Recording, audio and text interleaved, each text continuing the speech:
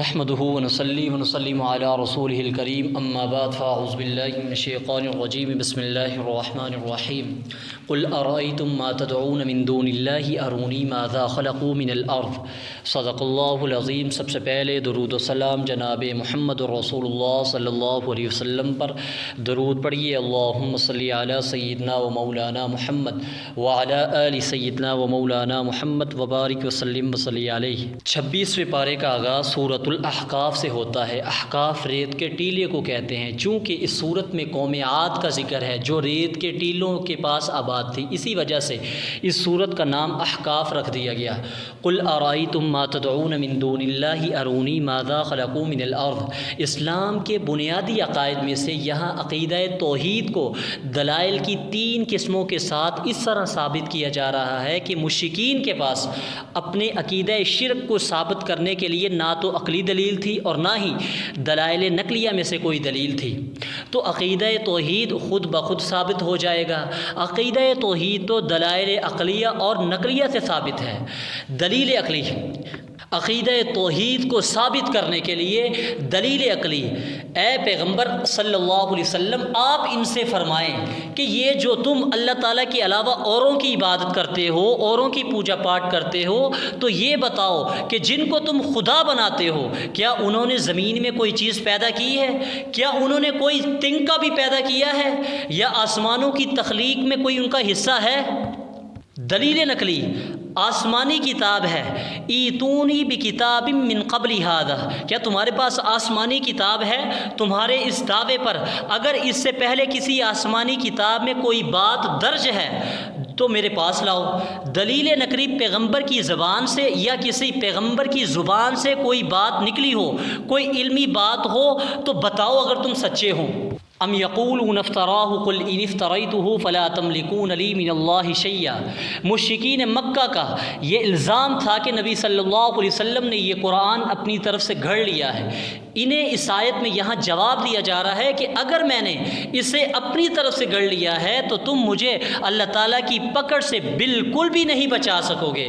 یعنی اللہ تعالیٰ کا طریقہ اور دستور یہ ہے کہ جب بھی کوئی شخص اللہ تعالیٰ کی طرف ایسی چیز کی نسبت کرے جو اللہ تعالیٰ کی طرف سے نہ ہو تو اللہ تعالیٰ ایسے شخص کو دنیا میں بھی ذلیل و رسوا فرما دیتے ہیں۔ بالفرض میں نے یہ اپنی طرف سے گڑا ہے تو اللہ تعالیٰ کی پکڑ سے مجھے کوئی نہیں بچا سکے گا۔ معلوم ہوا کہ یہ قرآن اللہ کی طرف سے ہے۔ قل ارائیتم ان کان من عند اللہ وکفرتم بہ وشہد شاہد من بنی اسرائیل۔ اس آیت میں ایک تو یہ پیشن گوئی کی جا رہی ہے کہ اہل کتاب میں سے کچھ حضرات یعنی حضرت عبداللہ بن سلام اور حضرت عدی بن حاتم رضی اللہ تعالیٰ عنہما وغیرہ وغیرہ قرآن کریم پر ایمان لائیں گے اور گواہی دیں گے کہ اس جیسی کتاب حضرت موسیٰ علیہ السلام پر بھی نازل ہوئی تھی۔ اور مشرکین مکہ کو اس آیت میں تنبیہ بھی کی جا رہی ہے کہ اہل کتاب میں سے اہل ایمان قرآن کریم پر بھی ایمان لا کر تم سے سبقت لے جا رہے ہیں، تم سے آگے نکلتے جا رہے ہیں اور تم لوگ غرور اور تکبر میں پڑے ہوئے ہو۔ وَوَصَّيْنَا الْإِنسَانَ بِوَالِدَيْهِ حَمَلَتْهُ أُمُّهُ كُرْهًا۔ یہاں اولاد کو والدین کے ساتھ حسن سلوک کا حکم دیا جا رہا ہے۔ بعض دفعہ ایسا ہوتا ہے کہ والدین اسلام لے آتے اور اولاد کفر پر ہوتی ہے، بعض دفعہ اولاد اسلام قبول کر لیتی ہے مگر والدین کفر پر برقرار رہتے اور بعض مرتبہ اپنی اولاد پر تشدد بھی کرتے۔ تو یہاں اولاد کو سمجھایا جا رہا ہے کہ والدین جیسے بھی ہوں ان کے حقوق کا خیال رکھو، البتہ اگر وہ شرک کا حکم دے، کفر کا حکم دے، گناہ کے کسی کام کا حکم دیں تو ایسے کاموں میں ان کی اطاعت نہیں کرنی۔ حتی اذا بلغ اشدہ وبلغ 40 سنہ۔ ایک تفسیر کے مطابق یہ دعا حضرت ابوبکر صدیق رضی اللہ تعالیٰ عنہ نے مانگی تھی، اے اللہ مجھے توفیق دیں کہ وہ نعمتیں جو آپ نے مجھ پر اور میرے والدین پر فرمائی ہیں میں ان پر آپ کا شکر ادا کروں، میں ایسے نیک اعمال کروں جن سے آپ راضی ہو جائیں اور آپ میری اولاد کو بھی نیک بنا دیں۔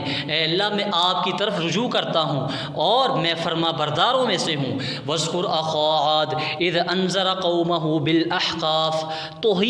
توحید اسلام کے بنیادی عقائد میں سے پہلا عقیدہ ہے۔ یہ عقیدہ تمام انبیاء علیہم السلام کے درمیان متفق علیہ رہا ہے۔ قوم عاد جو یمن کے علاقے میں آباد تھی، حضرت ہود علیہ السلام کو ان کی طرف مبعوث کیا گیا تھا۔ حضرت ہود علیہ السلام نے بھی دیگر انبیاء کی طرح اپنی قوم کو توحید کی دعوت دی، لیکن انہوں نے دعوت قبول کرنے سے انکار کیا۔ اللہ تعالیٰ نے ان پر عذاب نازل کر کے انہیں ہلاک کر دیا۔ وَإِذْ صَرَفْنَا إِلَيْكَ نَفَرًا مِّنَ الْجِنِّ يَسْتَمِعُونَ الْقُرْآنَ۔ نبی مکرم صلی اللہ علیہ وسلم اہل طائف کو تبلیغ کر کے واپس مکہ تشریف لاتے ہوئے مقام نخلا پر فجر کی نماز کی ادائیگی میں تلاوت فرما رہے تھے۔ جنات کی ایک جماعت وہاں سے گزر رہی تھی، وہ ایک دوسرے کو خاموش کروا کر قرآن کریم سننے کے لیے رک گئے۔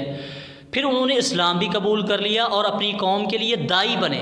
پھر وقتاً فوقتاً کئی وفود نبی مکرم صلی اللہ علیہ وسلم کے پاس آتے اور اسلام قبول کرتے رہے۔ فاصبر کما صبر اولو العزم من الرسل ولا تستعجل لهم۔ گزشتہ آیت میں تھا کہ آپ صلی اللہ علیہ وسلم طائف سے واپس آ رہے تھے جب جنوں کی ایک جماعت نے قرآن کریم سنا۔ اہل طائف نے آپ کو تکلیفیں پہنچائی۔ اب یہاں سے نبی مکرم صلی اللہ علیہ وسلم کو صبر کی تلقین کی جا رہی ہے کہ آپ ان تکلیفوں پر صبر کریں جس طرح اولو العزم پیغمبروں نے صبر کیا۔ آگے سورہ محمد، اس صورت میں نبی مکرم صلی اللہ علیہ وسلم کا نام نامی اسم گرامی لیا گیا ہے، اس لیے اس صورت کا نام محمد رکھا گیا۔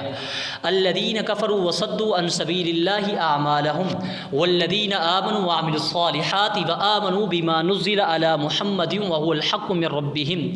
کافروں نے دو کام کیے ہیں، پہلا انہوں نے خود بھی کفر اختیار کیا، دوسرا دیگر لوگوں کو بھی اللہ تعالیٰ کے راستے سے روکا۔ نتیجتاً اللہ تعالیٰ نے ان کے اعمال ضائع فرما دیے، جبکہ ان کے مقابلے میں اہل ایمان لائے، نیک اعمال کیے اور آپ صلی اللہ علیہ وسلم پر جو کچھ نازل ہوا اس کو دل و جان سے مانا، دل و جان سے تسلیم کیا۔ نتیجتاً اللہ تعالیٰ نے ان کے گناہوں کو معاف فرما دیا اور ان کے احوال اور دلوں کی بھی اصلاح فرما دی۔ فَإِذَا لَقِيتُمُ الَّذِينَ كَفَرُوا فَضَرْبَ الرِّقَابِ۔ اس آیت سے ثابت ہو رہا ہے کہ قیدیوں کے بارے میں دو اختیار ہیں۔ پہلا اختیار فدیہ لے کر آزاد کر دیں یا بغیر فدیہ لیے ان کو آزاد کر دیں۔ جب غزوہ بدر کے موقع پر کفار کے 70 آدمی گرفتار ہوئے تو نبی مکرم صلی اللہ علیہ وسلم نے صحابہ کرام کی اکثریت کے مشورے سے فدیہ لے کر انہیں چھوڑ دیا تھا، جس پر اللہ تعالیٰ نے ناراضگی کا اظہار فرمایا تھا، جبکہ یہاں فدیہ لے کر انہیں چھوڑنے کا اختیار دیا جا رہا ہے۔ مذکورہ دونوں حکموں میں کوئی تعارض نہیں، کوئی ٹکراؤ نہیں۔ اصل حکم یہ ہے کہ کفار کی طاقت کو کچل کر ختم کرنا ہے۔ چونکہ غزوہ بدر میں فدیہ لے کر چھوڑنے کا مطلب یہ بن رہا تھا کہ ان کی طاقت کو اچھے طریقے سے کچلے بغیر رہا کیا جا رہا تھا، اس لیے اللہ تعالیٰ نے ناراضگی کا اظہار فرمایا۔ بعد میں جب مسلمان اور اسلام طاقتور ہو گیا اور کافر کمزور ہو گئے تو پھر اس آیت والا حکم دے دیا۔ خلاصہ کلام یہ ہے کہ مسلمان حاکم کو قیدیوں کے متعلق 4 قسم کے اختیار حاصل ہیں، یا تو ان کو قتل کر دے یا غلام بنا دے یا فدیہ لے کر آزاد کر دے۔ فدیے میں پیسے بھی ہیں اور قیدیوں کا تبادلہ بھی ہے، فدیے کے بغیر بھی آزاد کر سکتے ہیں۔ مثل الجنت التي وعد المتقون فيها انہار من ماء غیر آسن۔ گزشتہ آیات میں جہاد اور قتال کا بیان تھا، اب یہاں جنتیوں کے انعامات کو بیان کیا جا رہا ہے۔ دوسرے انعامات کے علاوہ اللہ تعالیٰ 4 قسم کی نہریں بھی عطا فرمائیں گے۔ پانی کی نہر جو بالکل صاف اور شفاف ہوگی، دودھ کی نہر جس کا ذائقہ تبدیل نہیں ہوگا، شراب کی نہر جو لذت میں والی ہوگی اور کڑوی نہیں ہوگی، بدبودار نہیں ہوگی، شہد کی نہر جو بالکل صاف ستھری ہوگی۔ وَيَقُولُ الَّذِينَ كَفَرُوا لَوْلَا نُزِّلَتْ سُورَةٌ فَإِذَا أُنزِلَتْ سُورَةٌ مُحْكَمَةٌ وَذُكِرَ فِيهَا الْقِتَالُ۔ اہل ایمان یعنی صحابہ کرام رضوان اللہ عنہم اجمعین مخلص تھے، نبی مکرم صلی اللہ علیہ وسلم اور قرآن کریم کے ساتھ ان کے عشق کی انتہا تھی، تو یہ انتظار میں رہتے تھے کہ کوئی نئی صورت نازل ہو تاکہ ہمارا ایمان تازہ ہو اور جہاد کی اجازت بھی مل جائے۔ منافقین بھی زبانی طور پر یہی بات کہہ دیتے تھے۔ جب کوئی صورت نازل ہوتی اور اس میں جہاد کا ذکر ہوتا تو منافقین کی حالت خوف کی وجہ سے اس شخص کی طرح ہو جاتی جس پر موت کی غشی طاری ہو چکی ہو۔ ان الذین کفروا وصدوا عن سبیل اللہ وشاقوا الرسول۔ اس وعید کا مصداق ہر وہ کافر ہے جو شریعت کے راستے سے روکتا ہے، لیکن بطور خاص اس سے مراد بنو قریظہ اور یہود ہیں۔ یہ وہ لوگ تھے جنہوں نے مسلمانوں کے خلاف مشرکین مکہ کی بہت مدد کی تھی، ان کے اعمال تباہ و برباد برباد ہو جائیں گے، یعنی آخرت میں انہیں کوئی ثواب نہیں ملے گا۔ وَإِن تَتَوَلَّوْا يَسْتَبْدِلْ قَوْمًا غَيْرَكُمْ ثُمَّ لَا يَكُونُوا أَمْثَالَكُمْ۔ پہلے اللہ تعالیٰ نے مال خرچ کرنے کا حکم دیا، اب اللہ تعالیٰ اپنی شان بے نیازی بیان فرما رہے ہیں کہ ہمیں تمہارے اموال کی ضرورت نہیں، یعنی اس کا فائدہ تمہیں ہی ہونا ہے، بلکہ تم خود بھی اگر تبدیل ہو گئے تو تمہاری جگہ ہم لوگوں کو لے آئیں گے جو تمہاری طرح نہیں ہوں گے، بلکہ وہ ہماری مکمل اطاعت کریں گے اور ہمارے حکموں کو مانیں گے۔ سورۃ الفتح، اس سورت میں فتح مکہ کا ذکر ہے۔ پہلی آیت میں لفظ فتح موجود ہے، اسی وجہ سے اس کا نام فتح رکھا گیا۔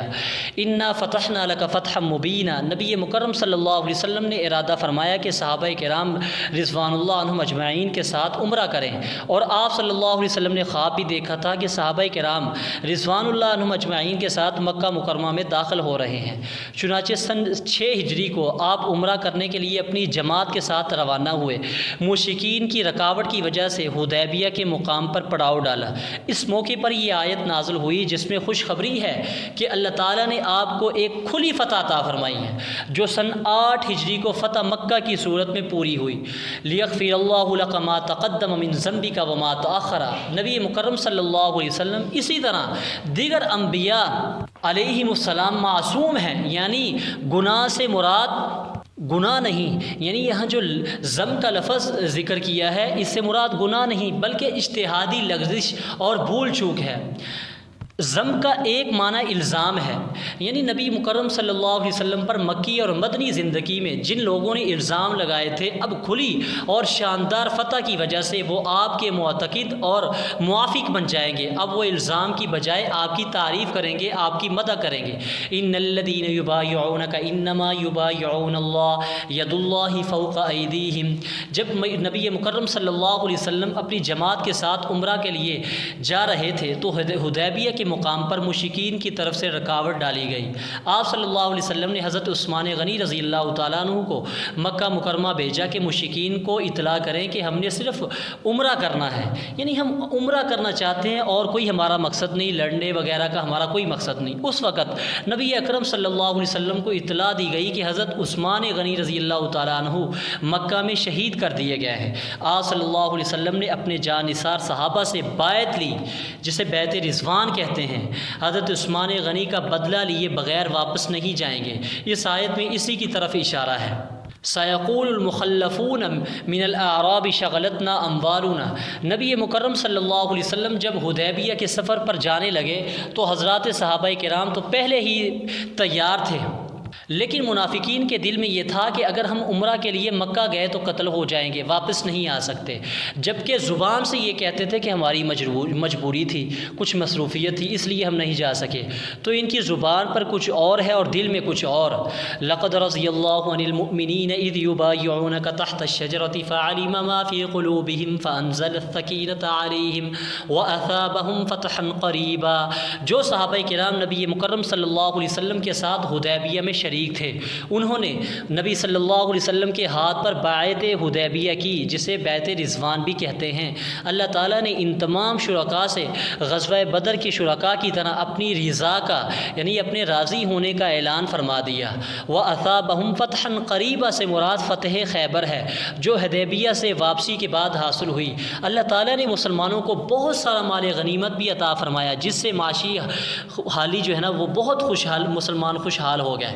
وَهُوَ الَّذِي كَفَّ أَيْدِيَهُمْ عَنْكُمْ وَأَيْدِيَكُمْ عَنْهُمْ بِبَطْنِ مَكَّةَ مِنْ بَعْدِ أَنْ أَظْفَرَكُمْ عَلَيْهِمْ، جب حضرت عثمان غنی رضی اللہ تعالیٰ عنہ حدیبیہ سے مکہ گئے، ادھر مشرکین نے 50 آدمی بھیجے کہ نبی اکرم صلی اللہ علیہ وسلم کو نعوذ باللہ قتل کرنے کی ناکام کوشش کرنا چاہیے، مگر اللہ تعالیٰ نے ان افراد کو مسلمانوں کے ہاتھوں گرفتار کروا دیا۔ ادھر مشرکین نے حضرت عثمان اور آپ کے ساتھیوں کو مکہ میں روک لیا۔ اس وقت اللہ تعالیٰ نے ان 50 افراد کو قتل کرنے سے مسلمانوں کے ہاتھوں کو روک دیا۔ ادھر مشرکین کے دلوں میں بھی مسلمانوں کا رعب ڈال دیا گیا، وہ بھی حضرت عثمان غنی اور ان کے ساتھیوں کو شہید کرنے سے رک گئے اور صلح پر آمادہ ہو گئے۔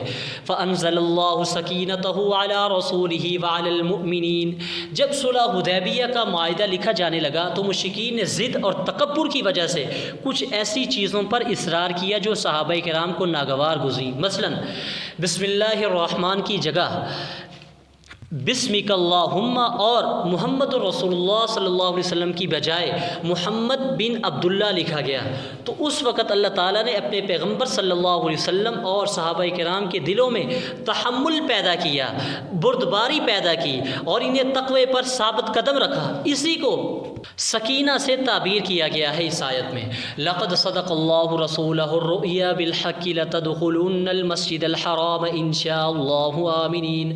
نبی صلی اللہ علیہ وسلم کا خواب وہی ہوتا ہے، یہاں سے اس خواب کا ذکر ہے جو نبی مکرم صلی اللہ علیہ وسلم نے حدیبیہ کے سفر پر جانے سے پہلے دیکھا تھا کہ ہم عمرہ کرنے کے لیے مکہ مکرمہ میں داخل ہو رہے ہیں۔ اس خواب کی تعبیر 6 ہجری کی بجائے 7 ہجری کو پوری ہوئی۔ آپ صلی اللہ علیہ وسلم نے اپنی جماعت کے ہمراہ امن و سکون کے ساتھ عمرے کی ادائیگی فرمائی۔ والذی ارسل رسولہ بالہدی ودین الحق لیظہرہ علی الدین کلہ وکفی باللہ شہیدا، وہی ہے جس نے اپنے پیغمبر کو ہدایت اور دین حق دے کر بھیجا تاکہ اس دین کو تمام ادیان پر غالب کر دے، اس کی گواہی کے لیے اللہ ہی کافی ہے۔ محمد الرسول اللہ صلی اللہ علیہ وسلم۔ صلح حدیبیہ میں مشرکین نے اپنی ضد اور تکبر کی وجہ سے محمد الرسول اللہ صلی اللہ علیہ وسلم یہ الفاظ لکھنے سے انکار کیا، تو اللہ تعالیٰ نے قرآن کریم میں محمد الرسول اللہ کو نازل فرما کر قیامت تک کے لیے اس کو مستقل حصہ بنا دیا۔ محمد پیغمبر کی ذات کو کہتے ہیں، رسول پیغمبر کی بات کو کہتے ہیں، پیغمبر کی ذات بھی محفوظ ہے اور پیغمبر کی بات بھی محفوظ ہے۔ والذین معہ اشداء علی الکفار رحماء بینہم، جو آپ صلی اللہ علیہ وسلم کے ساتھی ہیں یعنی صحابہ کرام، وہ کفار کے مقابلے میں سخت ہیں اور آپس میں نرم دل ہیں۔ تم دیکھو گے کہ وہ رکوع کرتے ہیں، سجدہ کرتے ہیں، اللہ کے فضل اور اللہ کی خوشنودی تلاش کرتے ہیں۔ کثرت سجود کی وجہ سے ان کے چہرے پر نشان نظر آتے ہیں۔ ان کے اوصاف تورات اور انجیل میں بھی بیان کیے گئے ہیں۔ ان کی مثال ایسے ہے جیسے کھیتی ہو جس نے پہلے تو اپنی کومپل نکالی ہو، پھر اس کو مضبوط کیا ہو، پھر تھوڑی سی موٹی ہوئی ہو، پھر اپنے تنے کے سہارے کھڑی ہوئی ہو کہ کسان اس کو دیکھ کر خوش ہوتا ہے۔ یہ اللہ تعالیٰ اس لیے کرتے ہیں کہ اس سے کافروں کا دل جلے۔ آگے سورۃ الحجرات، اس صورت میں حجرات یعنی نبی مکرم صلی اللہ علیہ وسلم کے رہائشی حجروں کے پیچھے سے آپ صلی اللہ علیہ وسلم کو آواز دینے سے منع کیا گیا ہے، اسی وجہ سے اس کا نام حجرات رکھ دیا گیا۔ یا ایھا الذین آمنوا لا تقدموا بین یدی اللہ ورسولہ واتقوا اللہ ان اللہ سمیع علیم۔ سورت کی شروع والی آیات میں مجلس نبی صلی اللہ علیہ وسلم کے آداب کو بیان کیا جا رہا ہے کہ جن معاملات کا فیصلہ نبی مکرم صلی اللہ علیہ وسلم نے کرنا ہو اور ان معاملات میں آپ صلی اللہ علیہ وسلم نے مشورہ بھی نہ طلب کیا ہو تو ان میں نبی صلی اللہ علیہ وسلم سے آگے بڑھنا، پھر اس میں بحث و مباحثہ کرنا خلاف ادب ہے۔ جیسے قبیلہ تمیم کے وفد کے امیر بنانے کے متعلق نبی مکرم صلی اللہ علیہ وسلم کے فیصلے سے پہلے حضرات شیخین رضی اللہ تعالی عنہما کے مابین بحث ہوئی تھی۔ اس وقت یہ ابتدائی آیات نازل ہوئیں جن میں اہل ایمان والوں کو حکم دیا گیا ہے کہ اپنی آوازیں نبی کی آواز سے بلند نہ کریں۔ یہ حکم جس طرح نبی پاک صلی اللہ علیہ وسلم کی زندگی میں تھا، اسی طرح آپ کی وفات کے بعد آج بھی مسجد نبوی کی حدود میں یہی حکم ہے۔ کہیں ایسا نہ ہو کہ تمہارے اعمال ضائع ہو جائیں، برباد ہو جائیں۔ یا ایھا الذین آمنوا لا یسخر قوم من قوم عسى ان یکونوا خیرا منہم۔ اس آیت میں آداب معاشرت کو بیان کیا گیا ہے۔ ہر وہ بات جس سے معاشرے میں لڑائی یا فتنہ ہو یا اس سے کسی مسلمان کو تکلیف پہنچے، اس سے ان 2 آیات میں منع کیا گیا ہے۔ مثلا کوئی مرد کسی مرد کا مذاق اڑائے اور نہ ہی کوئی عورت کسی عورت کا مذاق اڑائے، ایک دوسرے کو تانا نہ دیں، ایک دوسرے کو برے القاب سے نہ پکاریں، بدگمانی نہ کریں، کسی کے عیب تلاش نہ کریں اور کسی کی غیبت بھی نہ کریں۔ یا ایھا الناس انا خلقناکم من ذکر و انثی، اللہ تعالیٰ نے حضرت آدم علیہ السلام کی اولاد کے مختلف قبائل، مختلف اقوام اور خاندان بنائے ہیں۔ ان کا مقصد صرف پہچان ہے، یہ مقصد نہیں کہ ایک دوسرے پر بڑھائی عزت جتائیں۔ عزت اور بڑھائی کا دار و مدار صرف اور صرف تقوی پر ہے۔ سورہ قاف حروف مقطعات میں سے ہے، جس کا معنی اللہ تعالیٰ ہی کو معلوم ہے۔ اس صورت میں زیادہ تر عقیدہ آخرت کو دلائل سے ثابت کیا گیا ہے۔ قد علمنا ما تنقص الارض منہم وعندنا کتاب حفیظ۔ ابتدائی آیات میں منکرین آخرت کے اعتراض کا جواب دیا جا رہا ہے۔ ان کا اعتراض یہ تھا کہ جب ہم مر کر مٹی ہو جائیں گے اور ہمارے جسم کے تمام حصوں کو مٹی کھا جائے گی تو ان کو دوبارہ زندہ کیسے کیا جائے گا؟ تو انہیں جواب دیا گیا کہ زمین جن حصوں کو گھٹا دے گی ان کا ہمارے پاس پورا علم ہے اور ہمارے پاس کتاب میں سب کچھ محفوظ ہے۔ کذبت قبلہم قوم نوح واصحاب الرس وثمود۔ اللہ تعالیٰ نے اپنے پیغمبر کو تسلی دی کہ یہ آپ کو جھٹلاتے ہیں، تو اس سے پہلے بھی نوح علیہ السلام کو جھٹلایا گیا۔ کنویں والی قوم نے اپنے پیغمبر حضرت صالح علیہ السلام کو بھی جھٹلایا۔ قوم سمود نے بھی حضرت صالح علیہ السلام کو جھٹلایا۔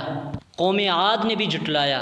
قوم فرعون نے حضرت موسیٰ علیہ السلام کو جھٹلایا، اور قوم لوط نے بھی جھٹلایا۔ یوم نقول لجہنم هل امتلأت وتقول هل من مزید۔ اس وقت کو بھی یاد رکھو جب ہم جہنم سے کہیں گے کیا تمہارا پیٹ بھر گیا ہے، تو وہ کہے گی کیا کچھ اور بھی ہے۔ جہنم سے یہ سوال صرف زجر کے لیے ہوگا۔ جو لوگ پہلے سے جہنم میں ہوں گے تو اس سے ان پر خوف طاری ہو جائے گا۔ اللہ تعالی ہماری حفاظت فرمائے۔ وَأُزْلِفَتِ الْجَنَّةُ لِلْمُتَّقِينَ غَيْرَ بَعِيدٍ۔ گزشتہ آیت میں جہنم اور اہل جہنم کا تذکرہ تھا، اب یہاں سے اہل جنت کا تذکرہ ہے۔ جنت کو متقین کے بالکل قریب کر دیا جائے گا، اور یہ بالکل بھی دور نہیں ہوگی۔ یہ چیز ہر اس بندے کے لیے ہے جو اللہ کی طرف رجوع کرنے والا ہو اور اپنی حفاظت کرنے والا ہو۔ نحن اعلم بما یقولون وما انت علیہم بجبار فذکر بالقرآن من یخاف وعید۔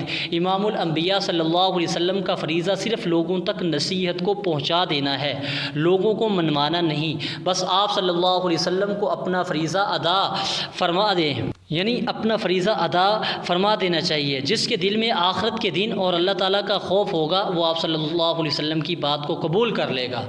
اللہ تعالیٰ سبھی نے کی عمل کرنے کی توفیق عطا فرمائے۔ وآخر دعوانا الحمدللہ رب العالمین۔